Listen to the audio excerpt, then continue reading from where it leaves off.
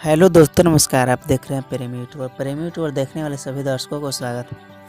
एक कल हमने एक वीडियो बनाया था जिसमें बताया था कि प्रमोद प्रेमी यादव जी का 13 मई को बी म्यूजिक चैनल से वीडियो सॉन्ग रिलीज हो रहा है, घर ही आजा। वो हम कहना चाह रहे हैं कि उसका ऑडियो सॉन्ग रिलीज हुआ है। हमने पोस्टर पर जो था वीडियो रिलीजिंग टाइम था 6:45, तो मैंने सोचा कि वीडियो सॉन्ग ही होगा, लेकिन दरअसल एक ऑडियो सॉन्ग रिलीज हुआ। वो मुझे इसके बारे में ज़्यादा जानकारी नहीं है कि क्या हुआ, किस लिए हुआ, लेकिन आप लोग वीडियो को सुनिए, प्यार दीजिए।